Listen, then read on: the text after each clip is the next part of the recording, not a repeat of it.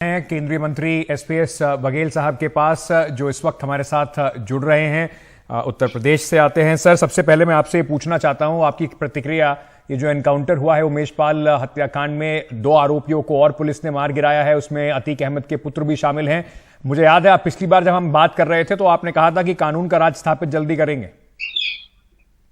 जी, मेरी पहली प्रतिक्रिया यह है कि उमेश पाल के घर में 2 बार गया हूँ। एक बार तो फॉर्मेलिटी होती है, मैं 2 बार गया, उनकी पत्नी और उनकी माँ से परिवारजनों को मिला है, मेरे निजी संबंध उनसे थे। तो मैं ये कहना चाहता हूँ कि उत्तर प्रदेश का जब सदन चल रहा था उस समय यह उमेश पाल की हत्या हुई थी और मुख्यमंत्री ने एक बहुत बोल्ड एश्योरेंस, इसको कहता हूँ मैं, बयान नहीं कहता हूँ, हाउस में कहे गए वक्तव्य को एश्योरेंस है। उन्होंने कहा था कि माफियाओं को मिट्टी में मिला देंगे और मिट्टी मिलाने की श्रृंखला में 72 घंटे के अंदर जो मौके के अपराधी थे उनका एनकाउंटर हुआ था। इसके बाद बहुत लोग जेल भेजे गए हैं, हजारों करोड़ की संपत्ति ध्वस्त की गई है और जब्त भी की गई है। और आज एक बड़ी घटना है कि मैं उत्तर प्रदेश के मुख्यमंत्री को, एसटीएफ को, पुलिस को, मुखबिरों को, तमाम इंटेलिजेंस एजेंसियों को, सबको बधाई देना चाहूंगा कि ये 48 दिन की कठिन परिश्रम, कई टीमों की सुरागसी पता रखी। मैं पुलिस में रहा हूं इसलिए इन शब्दों का इस्तेमाल कर रहा हूँ। तो मुखबिर मामूल किया हुआ है, इनाम 5 लाख का घोषित किया गया। तमाम टीमें अलग अलग क्षेत्रों में गई, तमाम मोबाइल से लोकेशन देखी गई होगी, मुखबिरों पे पैसा खर्च किया गया होगा और एसटीएफ ने मेहनत करी है और लोकल पुलिस ने, सब ने मिलकर के लोकेशन उनकी पता की है। और जब कस्टडी में लेने का प्रयास किया गया है तब उन्होंने पुलिस पर जान से मारने की नियत से अपने अंग्रेजी असलाहों के साथ हमला किया है। तो राइट ऑफ प्राइवेट डिफेंस, जो आईपीसी हमको सेक्शन 96 से लेके 106 तक right of private defence property and right of private defence of body का इस्तेमाल करते हैं। ये मैं मुठभेड़, मैं एनकाउंटर शब्द को बहुत पसंद नहीं करता हूँ। एनकाउंटर शब्द पुलिस रेगुलेशन आईपीसी सीआरपीसी में नहीं है, ये बनाया हुआ हम लोगों का एक शब्द है। मैं इसको कहता हूँ पुलिस एंगेजमेंट। पुलिस कर रही थी वहां पर, उनको ललकारा गया होगा, उन्होंने सरेंडर नहीं किया होगा, उनको बताया गया होगा, इसके बाद जान से मारने की नियत से उन्होंने फायर किया। और राइट ऑफ प्राइवेट डिफेंस कभी एक्यूज को नहीं मिलता है और एग्रेसिव आदमी को नहीं मिलता है। बिल्कुल, पुलिस प्रोफेशनल है तो उसके निशाने ठीक लगते हैं। और कई पूरा घटनाक्रम जो है सर, क्योंकि जैसे आप भली भांति जानते हैं कि ये पूरा एक मजिस्ट्रियल प्रोसेस से भी गुजरता है, इसका एक पूरा तौर तरीका होता है एनकाउंटर के बाद भी। तो अगर उसमें कुछ गलत है, सही है, वो तो खैर उस जांच के बाद पता चलेगा। लेकिन मैं आपसे पूछना चाहता हूं कि अभी मायावती जी ने कुछ देर पहले ट्वीट किया, उन्होंने इसको हत्या बताया और अखिलेश यादव जी ने भी कहा कि ये फर्जी एनकाउंटर है। नहीं, क्या दोनों लोग वहां मौके पर थे जब ये घटना हो रही थी? उन पुलिस की टीम की बहादुरी को सोचिएगा और उस तमाम 48 दिनों से तमाम सैकड़ों लोगों की रात दिन की मेहनत के बाद ये परिणाम निकल कर के आया है। और लोग अपने घरों पर बैठ के ट्वीट करके पुलिस की उस मेहनत को जो है उनका मनोबल गिराते हैं।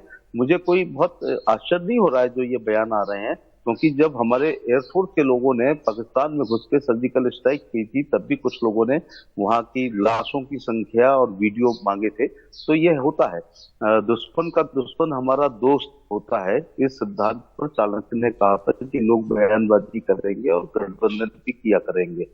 मेरा कहने का मतलब ये है कि जो मैं इस इनकाउंटर शब्द में हमेशा ये कहता हूँ कि पुलिस को भी गोली लगती है। उमेश पाल के साथ 2 गनर मारे गए थे जिनके पास सेमी ऑटोमेटिक वेपन थे और 48 दिन में अतीक अहमद के लड़के ने और बाकी मुलजिमों ने सरेंडर करने का काम नहीं किया। अगर वो कोर्ट में सरेंडर करते तो आज ये इस प्रकार की मुठभेड़ ही नहीं होती, क्योंकि उनकी आदत पड़ी है, उनको अपराध की आदत है। और ये आप टीवी पर 4 हिस्सों में बांटो।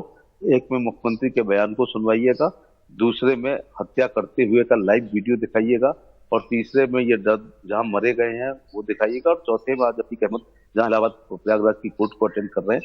आज निश्चित तौर से नींद तो आएगी नहीं, लेकिन सोने से पहले उस आदमी को सोचना चाहिए कि जिंदगी में क्या खोया और क्या पाया। मैं आपसे बघेल साहब ये पूछना चाहता हूं कि क्योंकि भारतीय जनता पार्टी के बड़े सारे नेताओं के इस हत्याकांड के बाद बयान आ रहे थे कि गाड़ी पलटा देंगे, एनकाउंटर कर देंगे, क्योंकि इस तरीके का एक राजनीतिक माहौल बनाया गया, तो आपको लगता है कि कहीं ना कहीं इसी वजह से सवाल उठ रहे हैं कि पहले से ही मन बना लिया था कि एनकाउंटर में ही मारेंगे? नहीं, ऐसा नहीं है। उमेश पाल की हत्या के कई अभियुक्त पकड़े गए हैं, वो मारे नहीं गए, उनको जेल भेजा गया है। 120 वालों को, कईयों को जेल भेजा गया है। उत्तर प्रदेश की जेलें उत्तर प्रदेश पुलिस पकड़ के कई एनएसए में, गैंगस्टर में, गुंडा एक्ट में, डकैती में, लूट में, हत्या में, बलात्कार में निरुद्ध किया है। अथवा एक तरीका होता है कि जब अपराधी पर इनाम हो जाता है और चार्जशीट लगने से पहले गिरफ्तारी जरूरी होती है, तो 82-83 की कार्रवाई होती है, जिसको हम कहते हैं उद्घोषणा होती है। उसके बाद प्रॉपर्टी जो है कुर्की होती है जी। लेकिन इन लोगों ने, और ये अकेला उमेश पाल की हत्या का मुकदमा ही इन पर विचाराधीन नहीं है, असद पर और ये जो दूसरा है जो अपराधी मरा है ये, और अतीक अहमद या बाकी लोगों पर 50 मुकदमे विभिन्न उत्तर प्रदेश के अदालतों में विचाराधीन है। ये कहीं भी जाकर के आत्मसमर्पण कर सकते थे क्योंकि इनका लॉ एंड ऑर्डर में कोई विश्वास ही नहीं है। सर, जो आरोप लग रहे हैं उत्तर प्रदेश पुलिस पे कि या सरकार के ऊपर, भारतीय जनता पार्टी के ऊपर, कि धर्म देखकर सख्ती तय करती है पुलिस। नहीं, धर्म, उत्तर प्रदेश, हमारे प्रधानमंत्री ने कह रखा है कि सबका साथ, सबका विकास, सबका विश्वास और सबका प्रयास। उत्तर प्रदेश के मुख्यमंत्री एक चश्मा पहनते हैं। मैं उनके साथ 4 बार एमपी रहा हूं, मैं अच्छी तरह से जानता हूं, उनकी मंत्रिमंडल में मंत्री भी रहा हूं। वो एक ऐसा चश्मा पहनते हैं कि एक तरफ तो उनको अपराधी दिखाई पड़ते हैं, दूसरी तरफ कानून में विश्वास करने वाले व्यक्ति दिखाई पड़ते हैं। और अपराधियों की कोई जात, क्षेत्र, धर्म नहीं होता है। उनको जो पालते हैं वो भी बड़ी भारी गलती में रहते हैं कि वो उनका साथ देंगे। अपराधी किसी का सगा नहीं होता।